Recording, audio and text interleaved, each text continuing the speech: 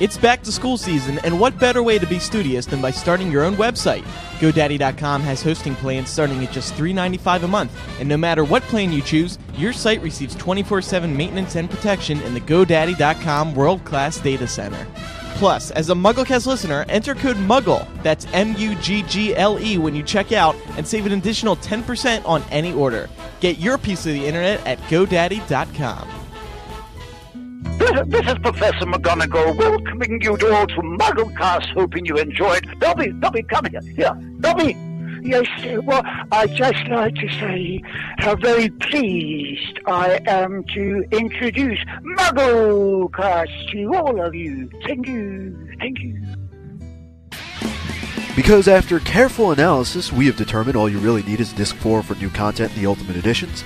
This is MuggleCast, episode 181, for September the 26th, 2009.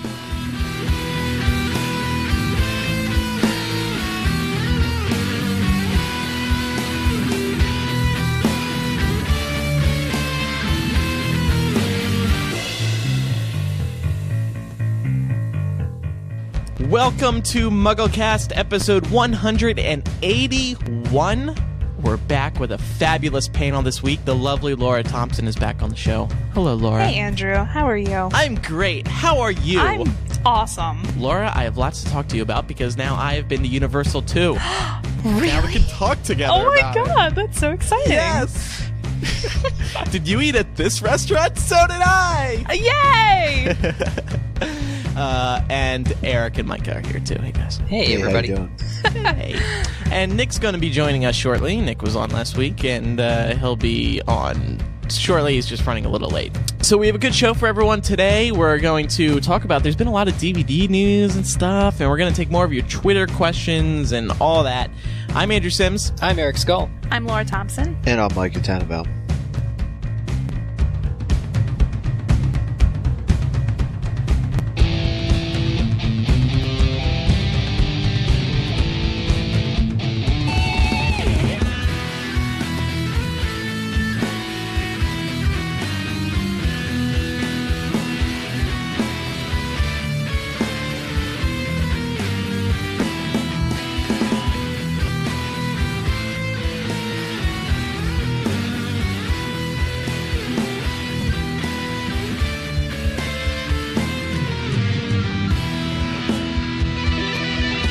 Micah, you know, I've been listening. I listened to an old episode of MuggleCast in preparation for, the This Week in MuggleCast segment on today's show, and I missed the days when you would be like, or I would throw it over to you in a cool way, and then you would throw it back to me in a cool way. You know what I'm saying?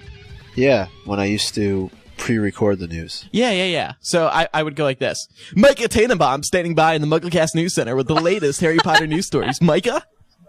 And then you Thanks, Andrew. There you go, yeah. Yeah. Make sure you wrap it up the same way, too, at the end of the news. I was just thinking that, we used to start the show and just talk randomly about something and then get into the whole, we got something cool for you. Right. Like, we used to say, like, pick a topic, and we'd, like, pick a topic. Yeah. I used to, like... every week, I would nonstop throughout the week in between shows. I would be thinking about what topic we'd open with, Just random, yeah. Because it is kind of hard. Like, how do you just start talking out of nowhere? You know what I mean? And it worked too, but I mean, because like us, our listeners were, come from all walks of life and always have something other than Harry Potter on their minds as well. We're giving away these show secrets here. We never plan the intros. The news is pre-recorded. People are going to stop listening to the show now. I know. Just wait till we tell them that our documents were never done until 5 minutes before we started recording. Well... And even then, sometimes during recording. I just moved a couple things around 2 seconds ago. It's always changing. Anyway, Micah, what's going on in the news? The DVDs, you just talked about that a little bit, but Half-Blood Prince is set to be released here in the U.S. on December the 8th. The U.K. gets it a day earlier on December the 7th. And then it's going to come out in Australia on November the 18th. So they get it a couple weeks earlier. Right. And there's at least here in the U.S., there's going to be a 1-disc DVD, a 2-disc DVD, and a 3-disc Blu-ray DVD combo. Ooh. And I can't keep track of all this. The third disc of the Blu-ray set includes a regular DVD. Is that right? I honestly don't know. They sometimes do that. Well, I mean, I know like a whole disc is devoted to like the digital copy that they do. I mean, a lot of times with the box sets they advertise, a whole disc. I know with the Ultimate Editions, one disc is like the digital copy of the film that you can like put on your computer and never on any other computer, and you can't edit it or touch it, but it's there on your computer and taking up your hard drive space. And you've already bought the DVD, but if you want it on your computer, if that kind of thing interests you, get the Ultimate Edition. Eric, do you have any insight as to why the DVD would be released like 3 weeks earlier in Australia, since you used to live in New Zealand? No, usually, Andrew, everything in Australia comes out either later, movies months later, but all the hit movies come out more or less the same time as the US, and in fact, that allows it to be a few hours early even.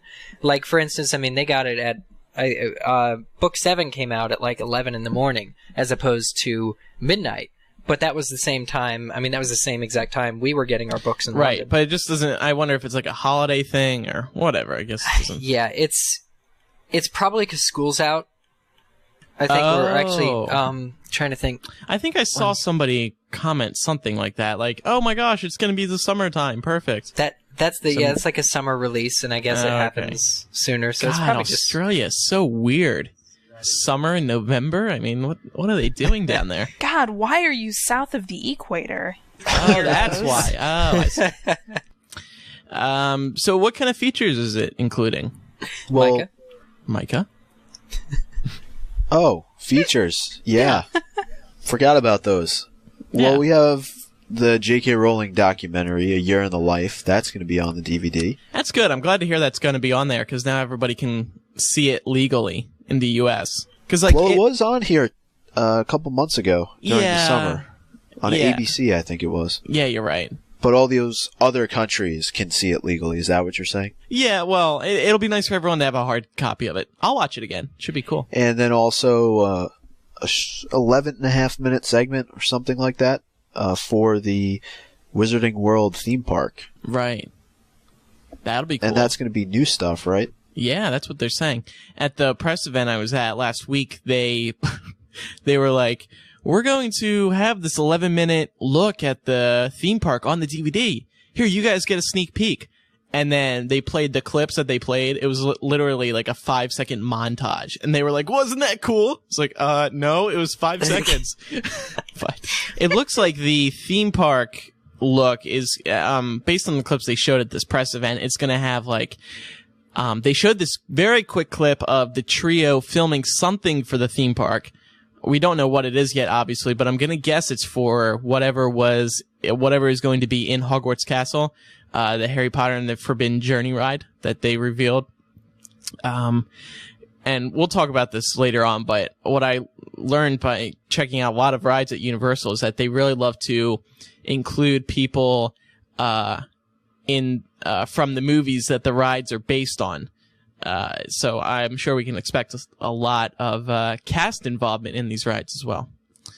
Right. So. And then I think you had a list of some of the deleted scenes from the movie that were going to appear on this DVD. And then there was also possibly a look into Deathly Hallows. Is that true, or am I making that up? I think that was rumored. But the deleted scenes came out. They were kind of leaked by the British Board of Film Classification dudes. And did we talk about this? Was it the scenes or just the titles? The titles. Okay. Yeah, sorry, I screwed that up when I wrote the news post too. I was like, check out the scenes, but I didn't mean that. I meant just the titles. But I'm trying to find them right now. If you'll excuse me for 1 minute. Here we go. The deleted scenes on the Half-Blood Prince disc. I think we forgot to talk about these. Harry and Hermione walk through Hogwarts Hall. Harry and Hermione discuss the Marauders map. Harry, Ron, and Hermione discuss the Vanishing Cabinet. Harry and Dumbledore arrive at the cave entrance. Harry and Dumbledore leave the cave. Clouds gather over Hogwarts as Flitwick conducts choir. Harry joins Ron, Hermione, and Ginny in the common room. And Harry and Hermione discuss Ron at the astronomy tower. So.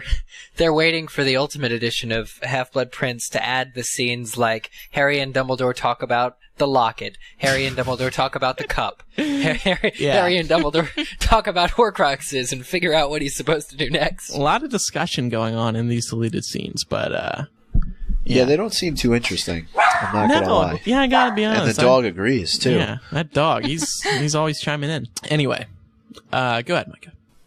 Well, to kind of go along with Half-Blood Prince, there's going to be 2 Ultimate Editions that are going to be released on the exact same day. So if you're in the US, it's December 8th, the UK, December 7th, or if you're in Australia, it's November 18th, for Sorcerer's Stone and Chamber of Secrets. And Eric, you started talking a little bit about the features. I guess we can begin with Sorcerer's Stone and then move on to Chamber of Secrets, but is this a little bit too early, though? Do you guys think that they should have waited for the movies to all be completed and then gone with this Ultimate Edition idea? What I don't like is them having a box set of the Harry Potter films. I hate that. I freaking absolutely hate that more than anything in the world, because you know there's going to be 7 or 8 movies. And so buying, like, they have that collection of movies 1 through 5, and it's just absolutely ridiculous because that's not even, I mean, that's like half as many movies as there'll be, so you get like the first 5 movies on DVD, so you have I just don't like the way it's packaged, you know? You just have instead of having the DVDs together, you have this box, and the box doesn't fit where regular DVDs are supposed to fit on the shelf because it's a box. That's true. And it's not the whole, I mean, it is. It's absolutely, I mean, it's like, it just does, it's not for me. It's just not for me. But as for Micah's question, the Ultimate Editions, in my opinion, are great, and I don't think it's too soon because what I like most about it is the feature that they have that's going to be the progressive 8-part documentary. And I think it's about time. I mean, what they've done by releasing the first 2, I mean, they released the first 2 at the same time, and then I guess the next 6 will be, you know, over. What they've done is they've given themselves time to, you know, every season, every holiday season to, you know, to release the next set of Ultimate Edition movies, you know, with all these new features that we've never seen before, and they're not a box set, so that way, you know, it doesn't matter how many there will be because, you know, they're each 5 discs of their own, and they just focus on one movie, and it's all pretty. Well, let me just go through them. Is that okay? Yeah, go through the features. Just to mention them real quickly. I know, Andrew, you kind of hand-selected these ones. There's a lot more than just these, but these are the big things. Right. There's an introduction by Dan Radcliffe to the many special features for the Harry Potter films. Ooh. Creating the world of Harry Potter Part 1, The Magic Begins. Discover the story of how one vision for the Harry Potter films came together out of limitless possibilities to create the visual world we have come to know and love. An in-movie experience with director Chris Columbus. And WB Maximum Mode movie picture-in-picture programming, cast walk-ons, focus points, graphics, and more. Maximum Mode. What does that mean, Maximum Mode? I have no idea. Maximum Mode. It means Sean Biggerstaff just shows up. That's massive mode. It's like you're watching the movie and he's like, hello. So that's on Sorcerer's Stone? That is on Sorcerer's Stone. And what's on Chamber of Secrets? That's Chamber maximum for me. I can't take it anymore. Creating the world of Harry Potter Part 2. Characters explore how the cast and creative team of directors and designers take the characters' descriptions on the page to the actors' performances on film. And you also get screen tests of Dan Radcliffe, Rupert Grint, and Emma Watson, which I'm sure a lot of people are looking forward to. And then the first look special from HBO that was aired back in 2002. Now, I think the first Who cares about that? Well, I think that's cool. I mean, I don't even remember that first look special back in 2002. The screen tests are going to be very cool, I think. And there was a trailer for these Ultimate Editions that was released like last week, a few days ago, that we posted on MuggleNet as well. And you see a quick clip of the screen tests, and it looks pretty cute. You know, Dan, Emma, and Rupert, very young. Before they even started filming Sorcerer's Stone, and they're like, I can't remember what scene they were screen testing, but obviously magic was happening because, you know, they were really impressed with all the kids. The question I have for you guys and Laura is, why do you think the screen tests are on the Chamber of Secrets Ultimate Edition as opposed to the Sorcerer's Stone? I mean, and things like, this HBO special, which will be cool, it seems like they were kind of pulling pretty hard to get these 5 discs worth of special features on the Chamber. And when they say 5 discs, I mean, one of them is the digital copy disc, but it seems like it just makes sense to me that the screen test would be on the Sorcerer's Stone Ultimate Edition. Yeah, I agree. I don't really understand why it's on Chamber of Secrets. Well, I think they're trying to, they have 7. Well, I guess they may have to put out 8 Ultimate Editions. So they have a lot of space to fill on all these discs. And really, I think it's a cool idea to archive all these documentaries and everything. I mean, I think it's nice to have this first look. This is an easy way to archive all the great Potter stuff. But why have it on the Chamber of Secrets DVD and not the Sorcerer's Stone DVD? Well, maybe they filled up the Sorcerer's Stone one, and they're like, okay, we'll stick this on Chamber. Nonetheless, they're coming out at the same time, so... Yeah, well, yeah, I do understand what you're saying, though. It is kind of odd. And by the way, Nick is joining us now. Hello, Nick. Hey, guys. How you doing? Pretty good. How about you? Not too bad. Sorry I'm late. No problem. I just one last thing to say about the Ultimate Edition. I think these... At first, I was like... we talked about these on a previous episode when the covers were revealed, and I wasn't too thrilled about them, but now I think they are pretty cool. And the prices are okay.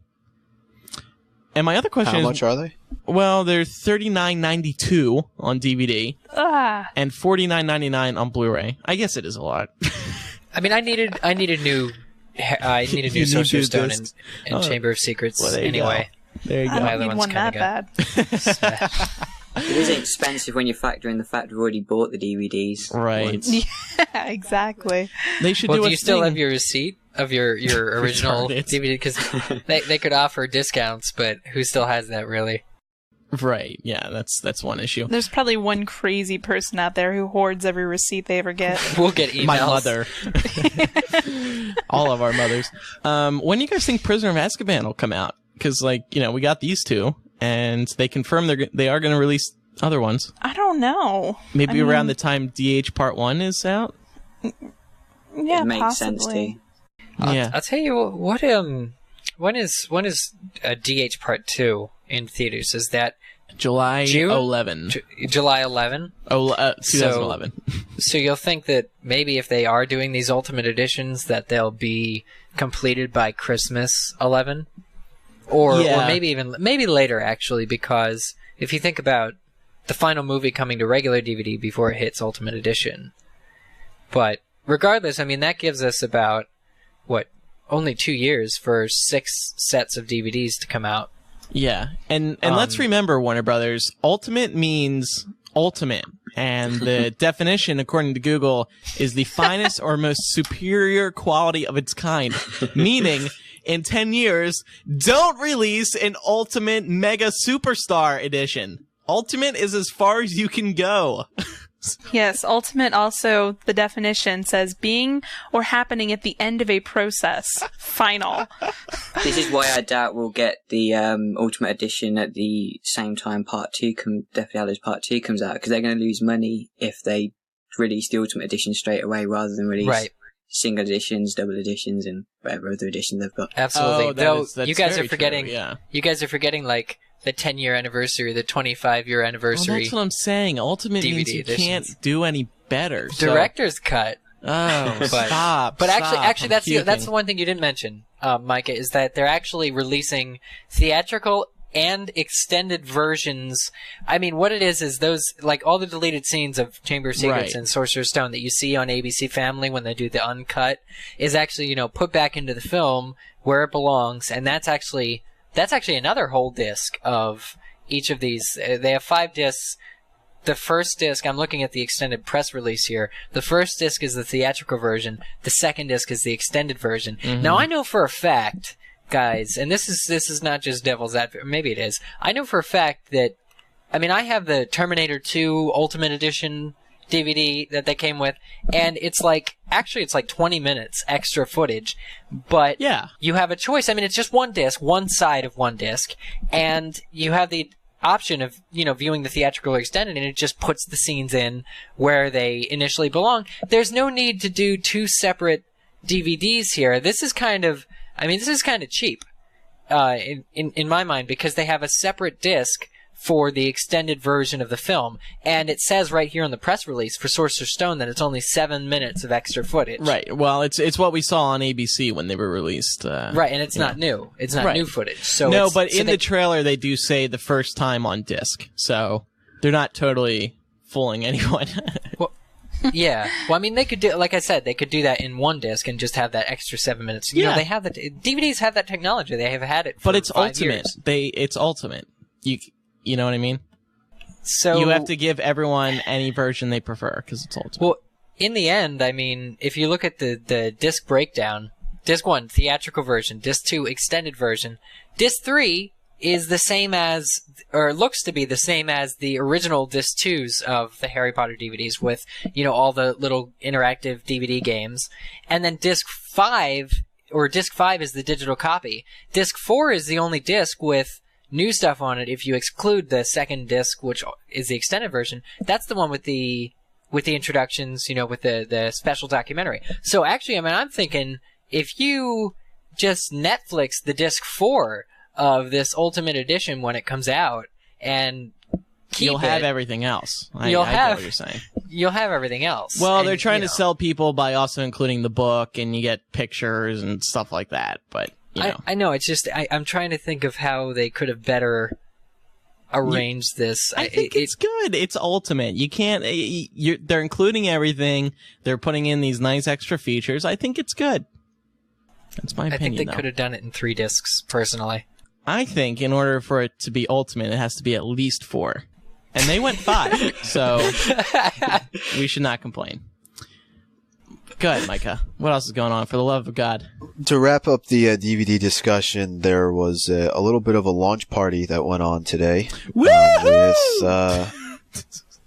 Ivana Lynch and Matt Lewis. They released 1,000 balloons off of Millennium Bridge in London, as I said, to celebrate the upcoming Half-Blood Prince DVD release. And they also kicked off a new contest. Yeah. And just briefly to let our listeners know about that, the contest that's open to anyone 18 or older in the UK is pretty straightforward. Find one of these black balloons, hopefully not tied around a bird's neck, that they launched today, and follow the instructions on the attached card. God, I wonder. You'll then be entered into a contest where the winner will receive a trip to the Deathly Hallows set, where they will be turned into a painting. Yeah, you're gonna be in the film in a picture form. That's pretty cool. So wait, they released these off what, the Millennium Bridge? Yeah. Isn't that over water? Yes. So I'm wondering how many of these balloons got high enough in the atmosphere that they popped and then fell into the water. And then so if you're fish. a fisherman, then you have a good chance of... I hope these were eco-friendly balloons. Right, that's all I have to say. That's what I'm wondering. Didn't the environmentalists go, Nick, did you turn on the BBC today and see any stories about this? Any protesters? I didn't, unfortunately. I just wonder, I'm sure WB tried to keep them eco-friendly, but it's a cute idea. And I wonder if any of our listeners or MuggleNet visitors found one of the balloons. It's pretty exciting. I think it'd be funny to go release some black balloons with these crazy instructions on them. See if people do it. Yeah, Nick, run up to London, get a couple balloons in the air, and write visit MuggleNet to win your name on the site. I don't know. Sounds like a plan. I just think, what if they released, what if you get a black balloon, but the card is, ripped off?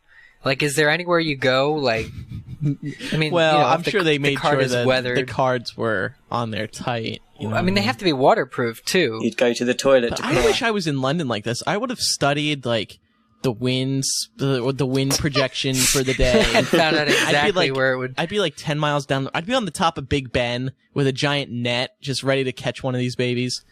Shooting them down. Yeah, shooting them down. Take a black balloon and shoot the others. The moment Matt Lewis and Ivana let go of that whole thing of balloons, I would just take an AK-47 and burst all of them, and then go run and pick up 20. That's just, do all of them have this on it? Yeah, they all got a card, and people would go to the website, fill out their info, I guess put the number in, or whatever that the card had that was unique on it. And they probably needed 1,000 just to have the probability that a person would be able to get one of these balloons. Yeah. I wonder how many are actually going to be turned in, but they probably won't release that or anything. You should have just tackled them as soon as they let go of the balloons. Just tackle them and like jump over them and grab them all. And give me those balloons. But also of interest is a newspaper over there called This Is London. They did a little video interview with Matt and Ivana, and they talked about movie 7 filming, and they said it's going very well, and they're keeping it very loyal to the book. And normally I'd kind of rub this or push this off like who cares. But the fact that Ivana's saying it, she's very happy with how it's going. We know she's a very true fan. She loves the books to death, and she tries to protect him on set. I mean, she said that herself. She's, tried to put her input in, as they film. And she says it's going great. It's very loyal to book 7. And they said they're putting a big focus on the Battle of Hogwarts, which was an interesting little tidbit. Well, speaking of Deathly Hallows filming, yes, just a couple more updates. Brendan Gleeson mentioned that he is done filming Mad Eye Moody's role, so good old Mad Eye has been killed off. Aww. And he won an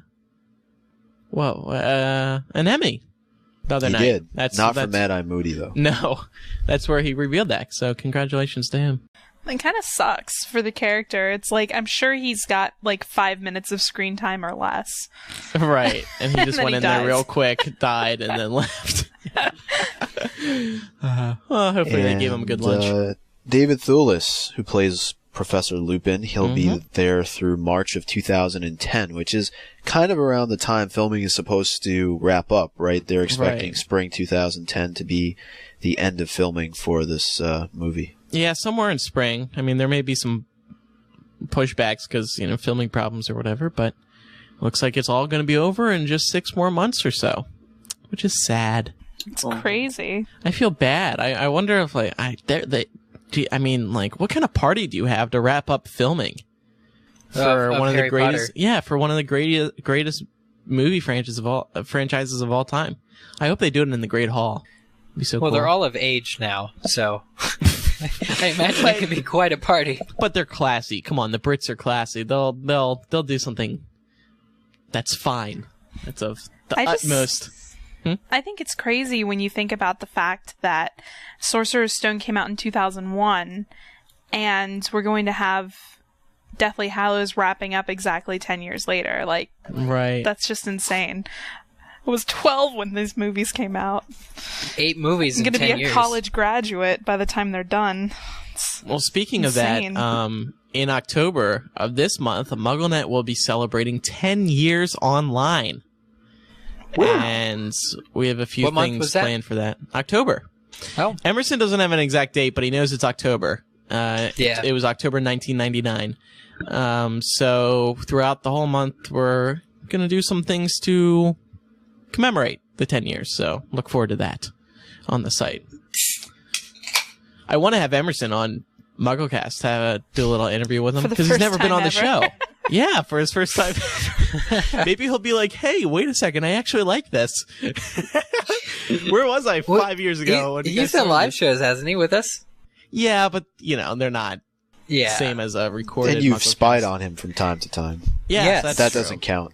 We'll have to where is Emerson, Andrew? Are we going to do Spy on Sparks? I'm far away from him. I don't know. Can't tell you. Go on, Micah.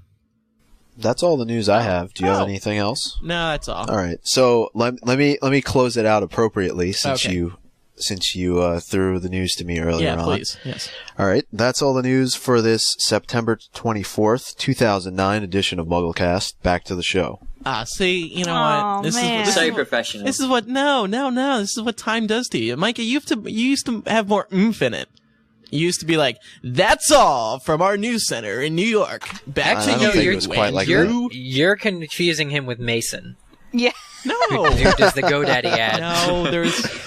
All right, you want me to give it another shot? Yes. More energy. Throw some more energy in it. Well, I couldn't remember if I said the episode number or the date, so I was kind of like treading on. You it said definitely the date. was the date. Yeah, I remember that. I think initially it was the episode number. All right, I'll give it another shot. Here we go. All right. That's all the news for the September 24th, 2009 edition of MuggleCast. Back to the show. That's better. That's better. Was anyone else tempted to interrupt that? Just so I have to do it again. Nick, don't ask me. That was good. Good job. All right. You know what it is? I'm getting confused with when I intro the show. Oh, Because it goes to a really similar way of saying it. Yeah. But See, it is tricky. People, we were saying earlier, people may think this is easy. It's not. There's inflections you have to put in your voice. As opposed to the How to Podcast panel that we did at Alcatraz. What? Which was like, did we say it was easy? Yeah, well, no. Actually, I never told you how well thought out that was, and thank you so much for including me on that. Oh, no problem. But it was fun. It was really fun. Oh, yeah, it was. It's always good to, because I can't tell you how many emails we get from people saying, how do you guys record?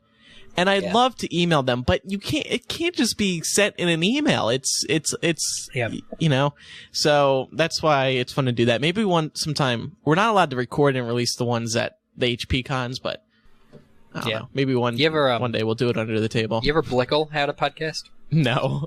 Oh my God. You know, I thought of doing a YouTube video, but it's going to take some preparation. I'll do it eventually. All right. Well, let's get into some announcements. You guys have noticed that on episode 179 and as well as on this episode 181, we've been doing these Twitter discussions, or not Twitter, but we've been asking people to send in, questions via Twitter because it's a nice, easy way to get questions from you guys, the listeners. And hopefully nobody's thinking, oh, you guys are just, making all your listeners do the work. But we do want to say that while we're, sort of taking the easy route for these episodes, we're trying to put together a revamped chapter by chapter in the background. We're calling it book by book. Book by book, yeah. I don't know. We're gonna do something, but we are gonna try to bring it back, but not in how it was before. We're gonna tweak it around, and it's too early to say what our plans would be yet because we don't have any plans finalized. But so look for that starting maybe on the next episode. On episode 182, but just wanted to throw that out there that it is coming back, and we're going to plan to start doing some more book discussions like that. We know people have missed chapter by chapter. Some people didn't like it, but I can't remember many. I mean, some people didn't, but we're going to bring it back in a whole new way this time. I think what you're trying to say is that Twitter's a great way to get 1,000 responses in the first 5 minutes of posting. It's wonderful. I love it. Yeah. Also, little reminder, don't forget to vote for us on Podcast Alley. We always appreciate your vote over there because it makes people know in the podcasting community that we're still around and kicking, and we can still kick your butt, ESPN. We're number 6. That's great, Micah. I see the glasses We need to be full. number 1. Well, come on. All right, That's well, true. vote for us on Podcast That Alley. was so 2006. Oh, it was not.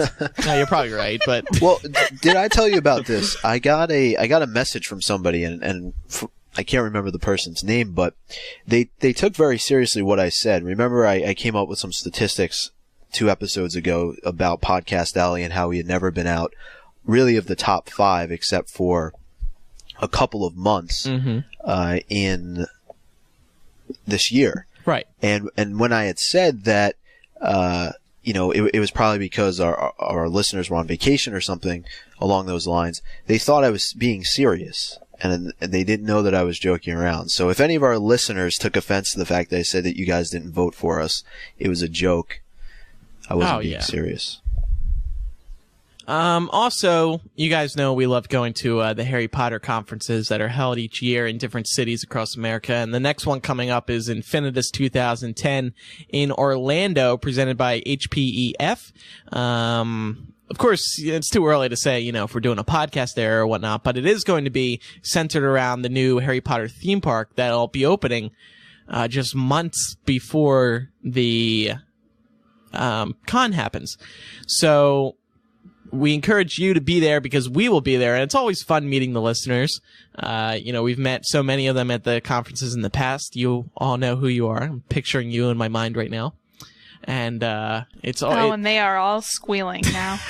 But in all seriousness, it's a ton of fun, you know, meeting these people and doing the how to podcast thing, like we were talking about earlier, and do live podcasts as well. So go to infinitus2010.org. That's INFINITUS 2010.org, and you can register now and make sure to get your hotel too at Universal. And oh my God, it's going to be a lot of fun. All these diehard Potter fans going to the theme parks, or going to the Harry Potter theme park to experience the rides together. It's going to be crazy. So, and put us in the referral line too. Yeah, when you register, there's a little box that says, how do you hear of us, or how you, whatever. put in MuggleCast, please, so they know, where you came from. And finally, just one last little plug here. A couple of days ago, I posted this cool thing on MuggleNet that we created. If you use Twitter and you want to follow all the Harry Potter actors on Twitter, as well as the MuggleNet Twitter, or the official Harry Potter Twitter, you can just go to this link, put in your login information, which is kept secure, and you will automatically be following all the Harry Potter stars. So for that link, just check out the show notes on MuggleCast.com for this episode. Excuse me. And there will be a link there. And you can follow all your Potter stars. Just wanted to throw that out there because it's pretty cool and easy. So you can follow and stalk Tom Felton when he's doing crazy stuff. He's always a fun person to follow on Twitter. Or Andrew.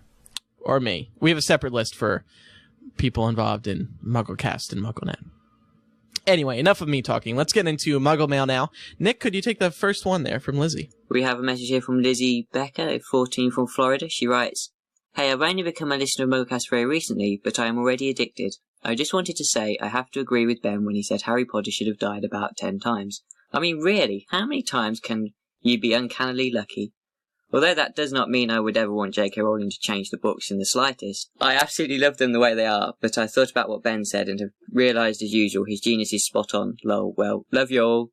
If you read this on MuggleCast, I will be ecstatic." So there you go, Lizzie. Be ecstatic.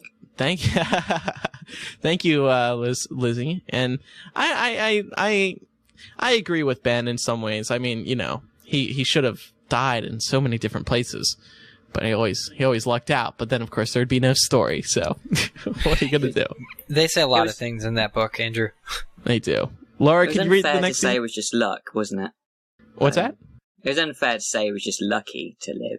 It was a bit of skill involved, too. Well, yes, yeah. But, I mean, you could argue it both ways, I think, just for fun. But yeah. And hopefully Lizzie knows that Ben wrote a book about this. Right. MuggleNet.com's Harry Potter should have died. He believes it that much that he wrote a whole book.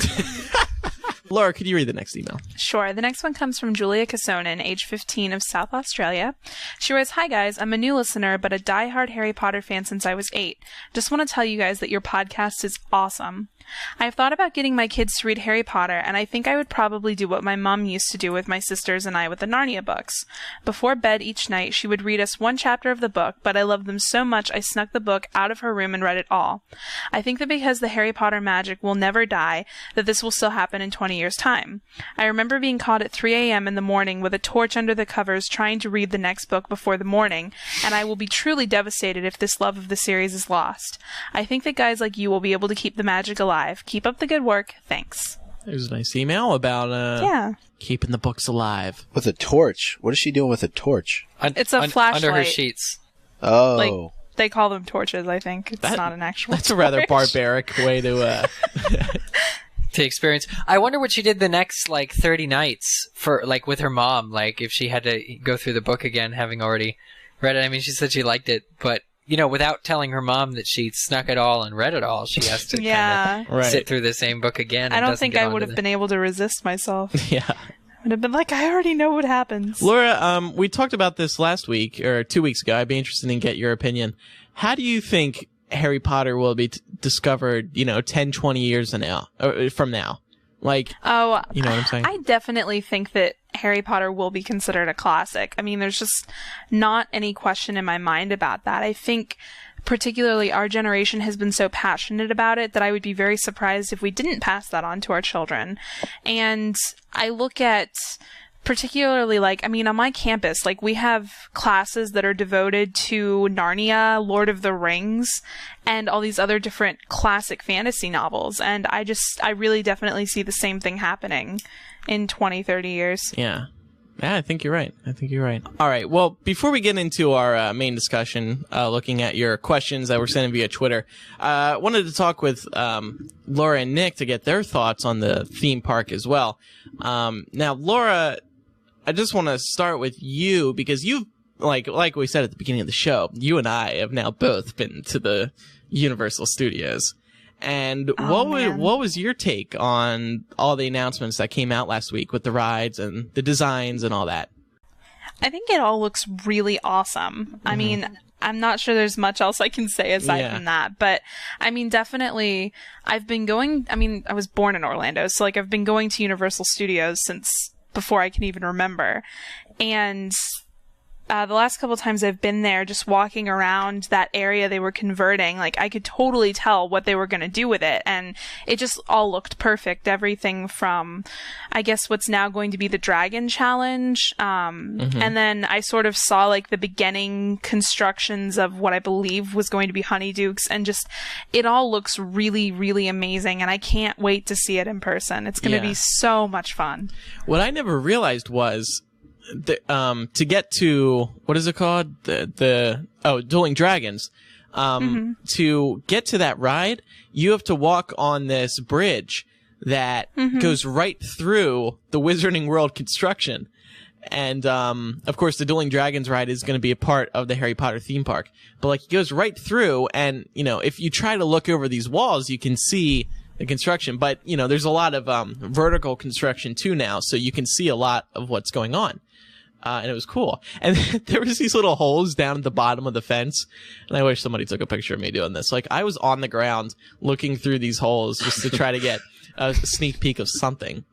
But what I can say is I'm pretty sure Hagrid's hut is finished.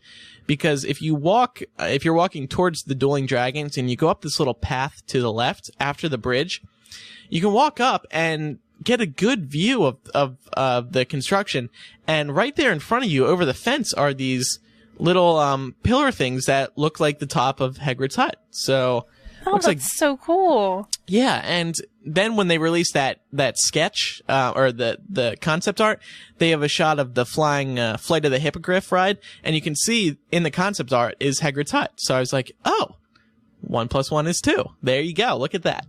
Hey, I have a question for you. Is it a wooden roller coaster? Like, yeah, they're redoing it. Okay, yeah. That used to be, I remember that was like a little like kiddie ride. Yeah. I'm guessing that's what it is going to be as well. Yeah. Have you rode that? Okay. No. Why do you laugh it off? No, because I'm too by old the time for that. they built Islands of Adventures, I was like 11 years old. Like, I was too old for a children's roller coaster. Oh, okay. But yeah, I mean, I'll ride it with you, Andrew. Yay! I did not, when we went there, we got this tour, like, we got to skip all the lines. I did not ride the Dueling Dragons because I'm just too much of a girl. Oh my god, no, it's so much fun. You're gonna ride it with me. I'm gonna make you ride it. Maybe. But, and that's another thing worth talking about, Laura. That ride, it's built the line, like, there's already a castle built there, right? Like, the theming for that ride. So yeah, it's really cool. Yeah, I was wondering if that theming is going to be what the rest of the Wizarding World is going to look like with the stone walls and all that. Yeah, I mean, did you go inside it? Yeah, at all? Just to stand in where the air conditioning was. Yeah, exactly.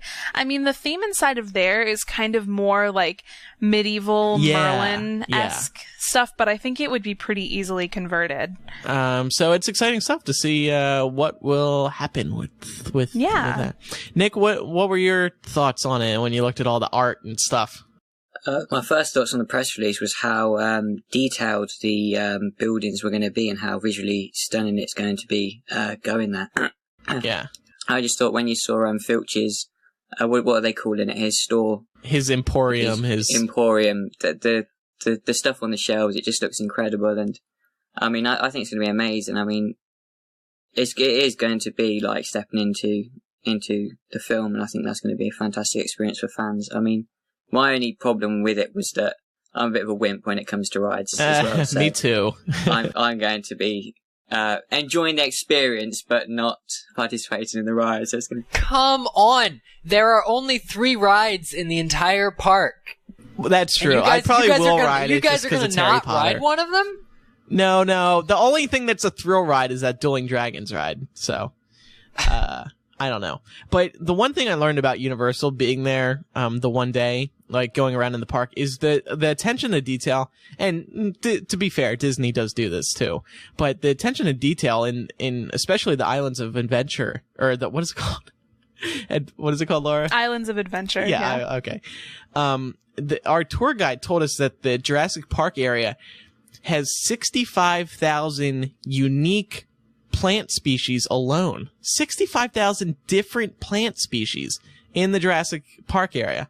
That's unbelievable. That is unbelievable. I mean, I don't even think Hawaii has that many plant species. And that's where they filmed the movie. Well, hopefully they weren't lying to us. But yeah, it's just really, really impressive, the amount of detail they put into the Islands of Adventure. And I'm sure, they've been hyping up how much detail is going to go into the Harry Potter park. And, they keep calling it a park inside a park. Just so much detail they're going to be putting into this thing, so... Am I right in thinking one of the movie's set designers is involved in the styling of the park? Yeah, Joe's been involved from the start. Stuart Craig has been involved from the start. And one guy who was there at this press event, Alex Day, I think his name was. I can't remember. But he's been working on it too. He was one of the designers on the films, and he's been working on it too. So nothing short of amazing, that project that's going on down there. So. Just a thought. I wonder in 5 years when the Harry Potter exhibition is done touring, because they said they were going to at least initially do it for 5 years across the globe. I wonder if it'll come to rest in Universal. Yeah, maybe. And the other thing is they have room to expand this. This area. I mean, they're not like packed in a city. So they could easily grow this down the road if they wanted to and add, a permanent exhibition or whatever. So, and also the Whomping Willow, I forgot to mention this. The Whomping Willow, I'm pretty sure that's going to be in the park because you can see it on the map right next to the bridge.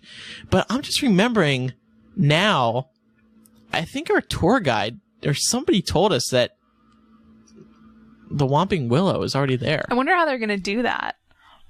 Oh, it'd be so cool if it moved, wouldn't it? Jeez. Yeah. That'd be way cool. It'd be even cool if it had the car sticking in it or something. It'd be even cooler if it hit you. Even cooler if it ate cars for breakfast. It took you away and spit you out in like the Jurassic Park area. The rides in Universal are fantastic. Yes, they are. Cool. So, should be fun for everyone. All right, so let's move on now to our main discussion. Let's get into your Twitter questions. We asked everyone who follow us on Twitter at twitter.com/MuggleCast to send in more of your burning questions that we have yet to answer. And here's the first one from SN1357. He or she writes, what do you think would have happened if Harry would have chosen the Hallows over the Horcruxes? Would the book have ended the same? Laura, what do you think? Wow, I like how you throw this one at me. Well, because you were the first to ponder. No, it's a very interesting question because that was a very integral role, particularly in the King's Cross chapter. Right. Where Dumbledore was sort of talking about Harry having the choice between Hallows and Horcruxes. I think definitely given Harry's personality, I don't think he would have been as vulnerable to sort of the power complex Dumbledore had with the Hallows. But either way, he became the Master of Death at the end of the book anyway. So yeah, I'm not really sure if the ending would have been different, the journey would have been different. Yeah. Right. And also, like, Harry was a Horcrux in the end, which kind of skews that. I mean, he doesn't really have a decision, because either way, I mean, he's being a Horcrux and not a Hallow, he kind of had to... I mean, I think the way that it resulted was, I mean, even if he had chosen Hallows, I mean, I'm trying to remember, but wasn't the ring, it didn't really bring people back from the dead, did it? No, I mean, it was basically, it was like people from your memory kind of had like a physical existence, but they weren't really even supposed to be there. So they were manifestations of yourself, basically. Right. And that's a good tool to have, but I think in the end, it's good that Harry went with Horcruxes because it, accomplished more. I mean, it's kind of like looking in the Mirror Erised where it doesn't really do you that well. Though he's always had the invisibility cloak to guide him through his journeys to find the Horcruxes, so I don't know. Do that what you will. Go ahead, Micah. In a way, though, he did use the Hallows to his advantage. I mean, he kind of inadvertently chose them, especially when he kills Voldemort. But not knowing that he had one in his possession since, he first arrived at Hogwarts, I thought was kind of interesting too. That he had this invisibility cloak and he never actually knew what it was until, book 7. Yeah, that was cool. That was a great thing for J.K. Rowling to do, to just hit us with that. And then, it's in book 1, there it is. And same with Dumbledore's wand, really. But I mean, that wasn't even mentioned for the most part until later. I think the Hallows were not in, if he chose the Hallows, I think it wouldn't have been in his character, to intentionally become the Master of Death.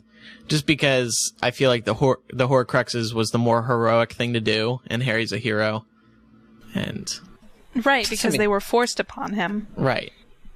And it's interesting, we're contrasting these two, where if you have all the Hallows, you're the Master of Death, but Voldemort is the one trying to be the Master of Death, and he does that by making all these Horcruxes. So, I mean, it's an interesting situation that Harry was put into, had to choose which one of these were more important to him, but Voldemort kind of sought both Hallows and Horcruxes, and, as a result, Harry couldn't really choose either one for himself. I mean, he had to kind of go after and track down both, because Voldemort had the Horcruxes and was now looking for the Hallows. Yeah. Okay, next question. Another interesting question from VDork. If you could change one thing about the series, what would it be and why? This takes some thinking. It's very critical. If you had to change one thing.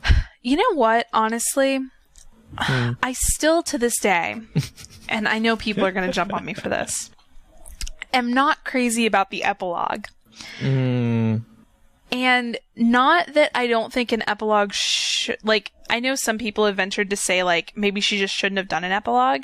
But really, when you read book 7, and if you just imagine the final chapter where he says, I've gotten into enough trouble for a lifetime or something like that, that's actually a very good ending. Right. I think I would have been happy if it had ended there, or if the epilogue had been on par with the rest of the book, because I just feel like it was so evident that the epilogue had been written a very long time ago. I guess the best way I can describe it is, writing matures over time, and certainly her writing did that, and it feels like it was something that was written when Sorcerer's Stone was written, in that same kind of mindset. And I agree with Laura, it just didn't go with the way Deathly Hallows was written. And I think I mentioned this on an episode previously, but I think everyone just got their hopes up too much, because we had been hearing about an epilogue for so long. Everyone just started theorizing, everyone sort of got this one impression in their mind of what it would be, and then it wasn't that. If that makes sense. I don't know how else to put it, but everyone thought it would be a tell-all. Right. Sort of thing, where we would find out what happened in great detail to all of the characters, but really what we were given was just a snapshot in their life 19 years later. Right.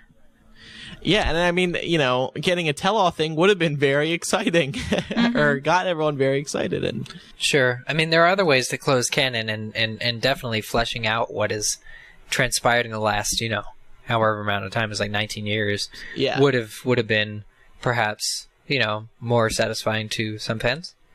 Right. Yeah. Nick, we still have to go around, but Nick, any scene you would change? I would change I don't know how you lot feel about this, but when I was first reading, the very first time I read the Harry Potter books, I actually stopped reading after the first chapter because I found of the first book. Of the first book, I found it quite slow and uneventful, and I couldn't get into it. So I know I'm going to get hate mail. So well, I mean, but so I would change that. For me, that very nearly stopped me reading the rest of the series, and I because she had another chapter she was going to put in its place, and I would have preferred.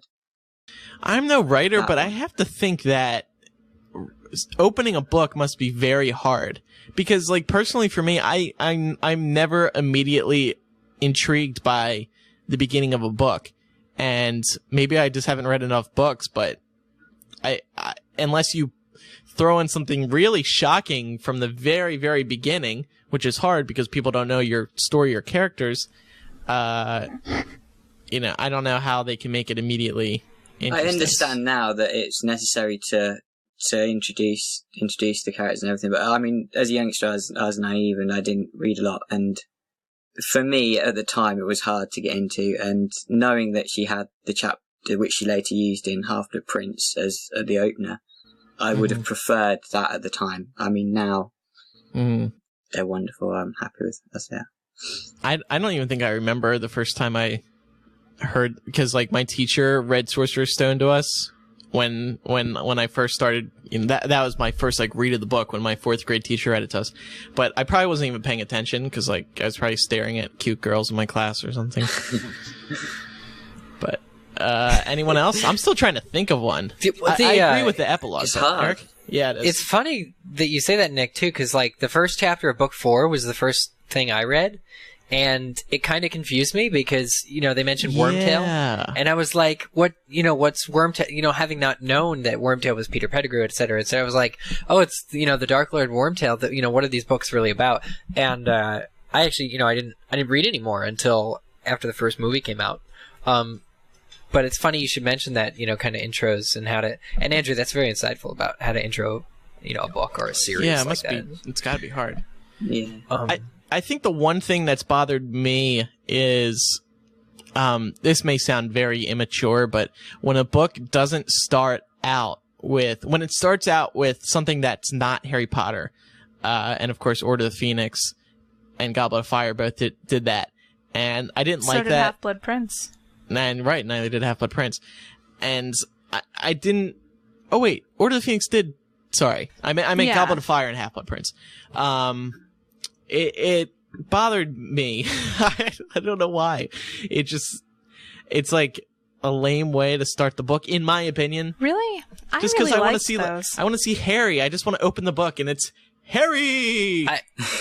But the rest of her world is so fleshed out that it would be an absolute insult to her writing and the world that she created if she always focused on Harry. I mean, I thought... At the beginning, you can some of my favorite chapters of the Harry Potter series take place either without Harry or, things like The Other Minister, just because of her writing style. Yeah, and I love the first chapter of the first book. I think it is her humor that drives you in, and in fact, you're really reading the story that she's narrating more so than you're reading this, Harry's story.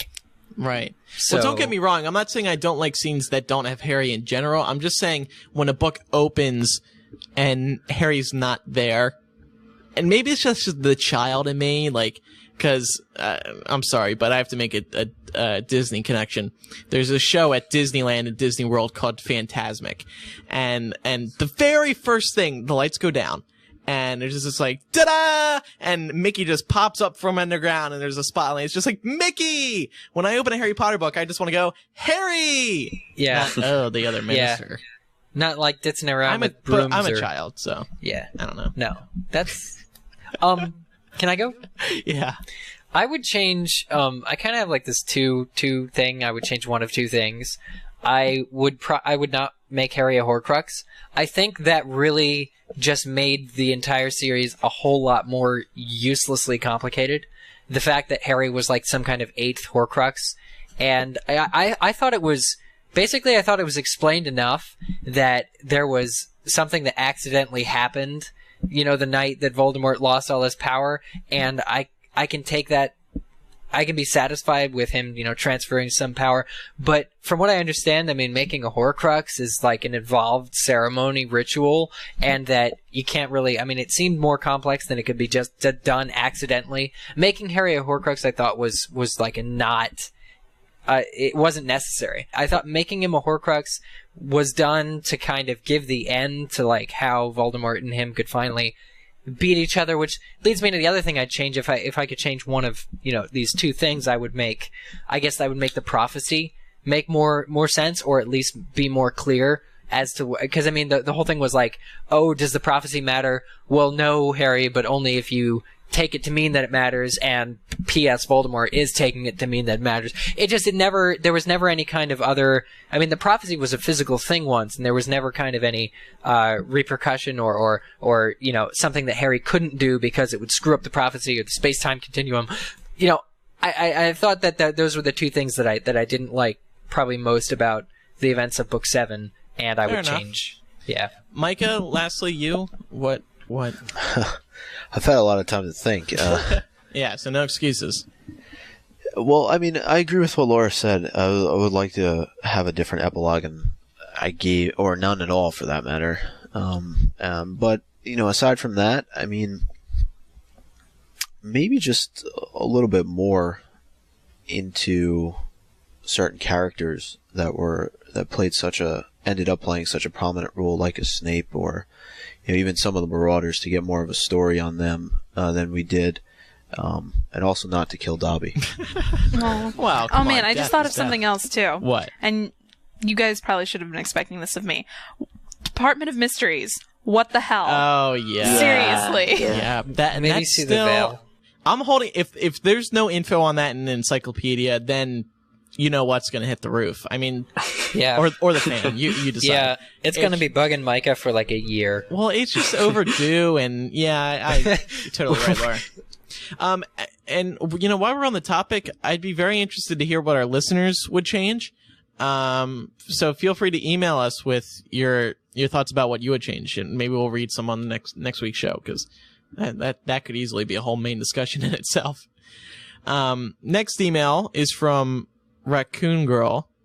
What professor in Hogwarts, excluding Dumbledore, was most influential for each character in the trio?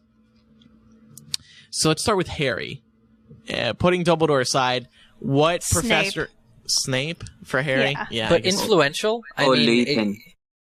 Yeah. He named his child after him. That doesn't mean he's most influential. Well, actually, you know what? You're right. Like, taking into account, like, Book 7, and that Snape turned out to be good, that was influential enough to make him name his son that. You're right. Yeah. But I mean, like, during the course of the actual, like, book series before your hated epilogue, it would probably be Lupin, I guess.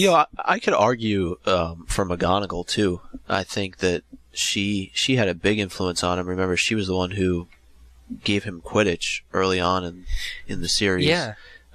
She also played an important role. I mean, she kind of gets overlooked a lot of times. Yeah.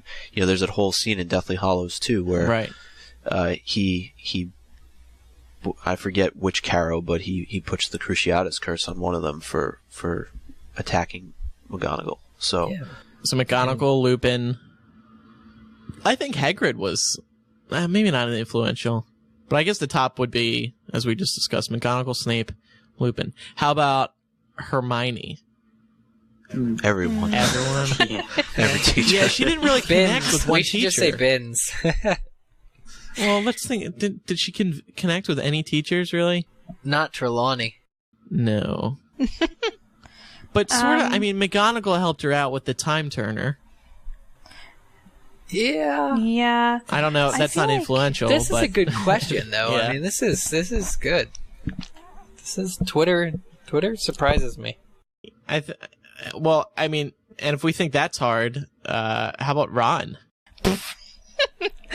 Dumbledore, but you said excluding Dumbledore, but that's the thing. Like, I think Dumbledore had a pretty profound impact, even though, like, Ron and Dumbledore never speak.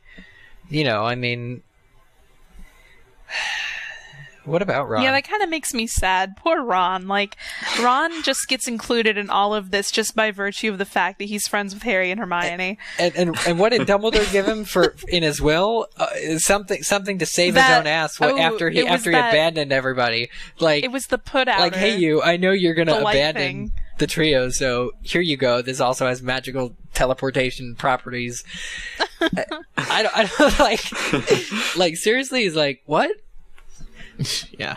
But what? I don't know. It's not like they had favorite professors, really, the other two. No. It's kind of weird. I mean, you can even, with McGonagall, you can go further. Didn't she say that she would do anything to make Harry an Auror?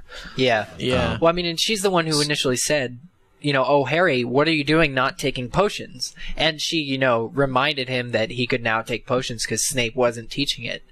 And Slughorn was. So, I mean, and that's, movie and book. She made sure he was on the right path to be an Auror.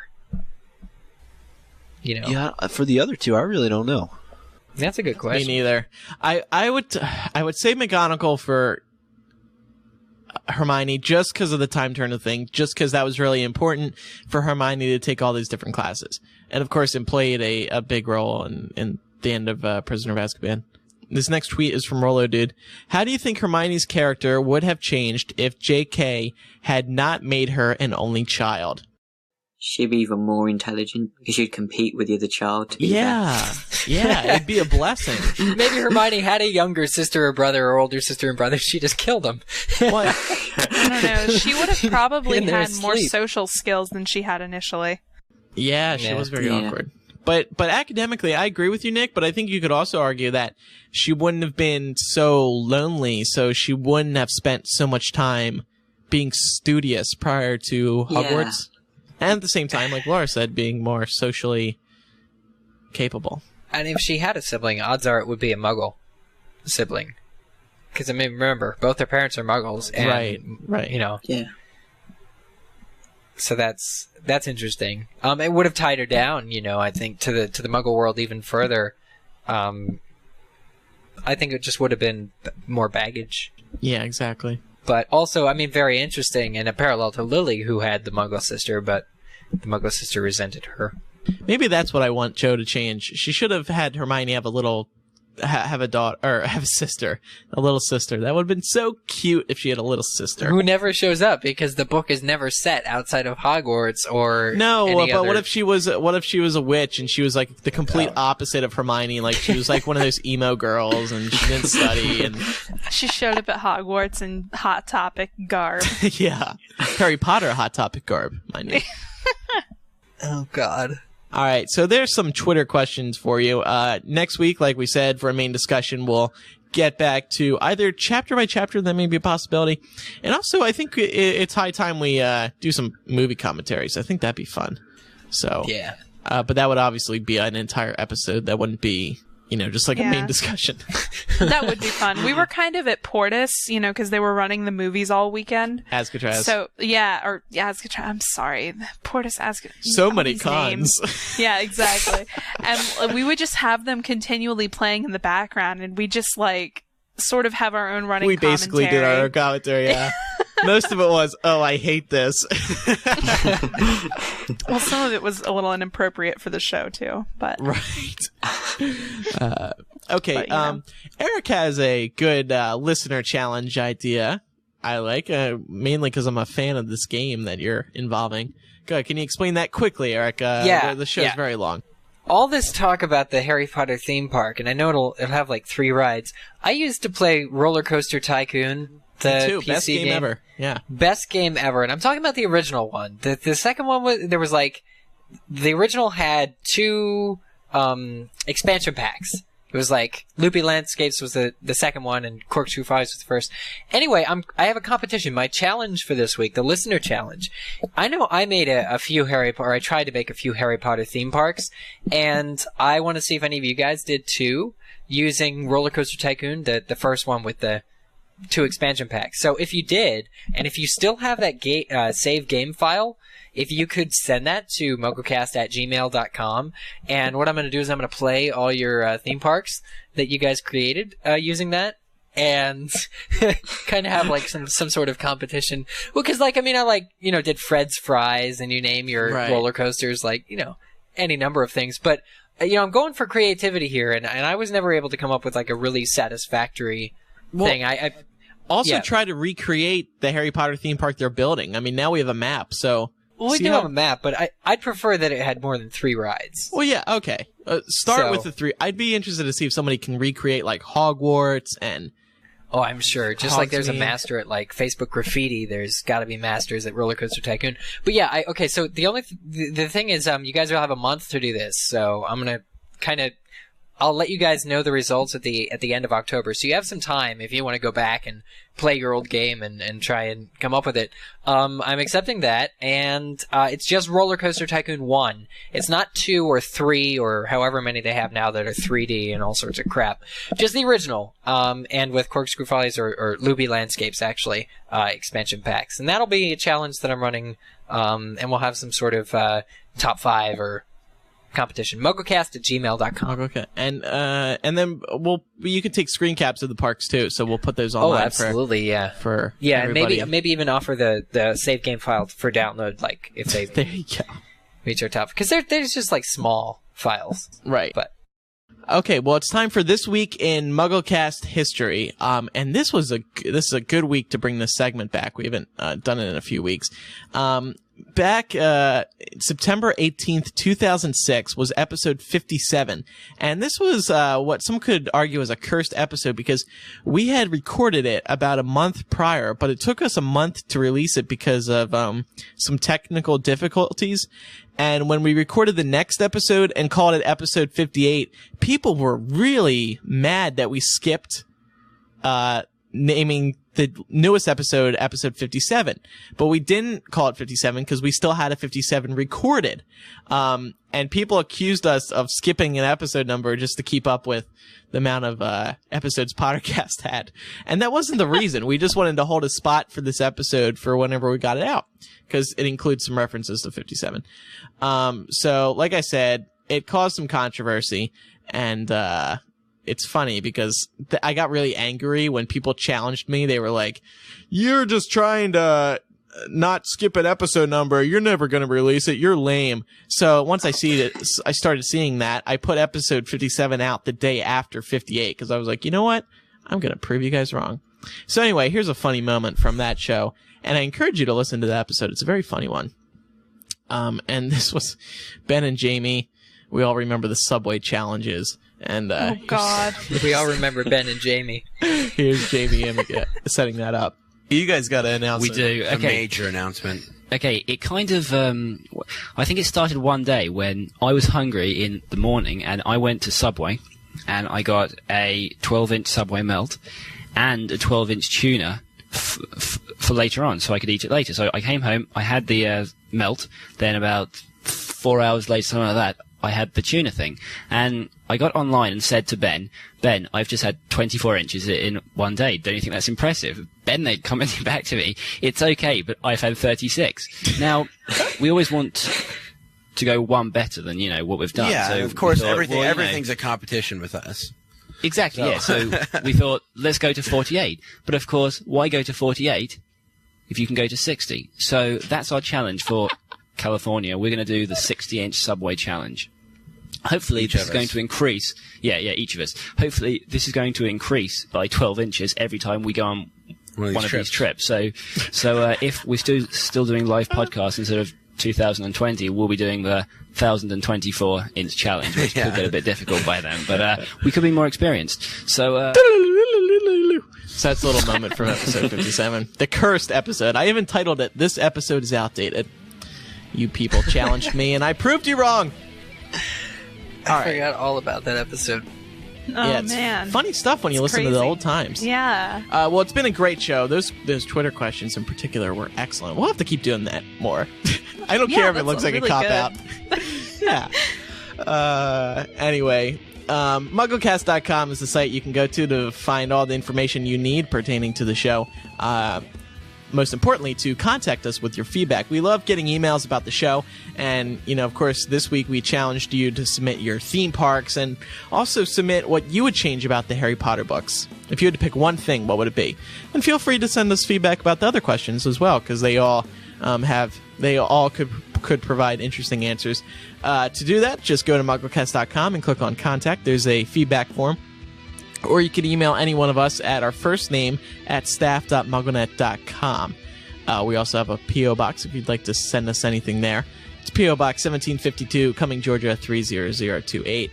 And also on MuggleCast.com, you can find links to follow us on Twitter, fan us on Facebook, vote for us once a month at Podcast Alley. You can also join our MySpace, YouTube, Frapper, Last.fm, and the fan listing and the forums, which are over at MuggleCastFan.net. So again, it's been a great episode. Thanks, everyone, for listening. And once again, I'm Andrew Sims. I'm Eric Skull. I'm Laura Thompson. And I'm Micah Tenenbaum. We'll see you next... I'm Nick Myers. Oh, God, Nick, I almost forgot about you. No, that's fine. You guys are terrible. Do you want to try that again? No. Poor Nick. I'm so used to Micah and then bouncing off of Micah. We'll see you next time for episode 182. Bye-bye. Bye. Bye. Bye.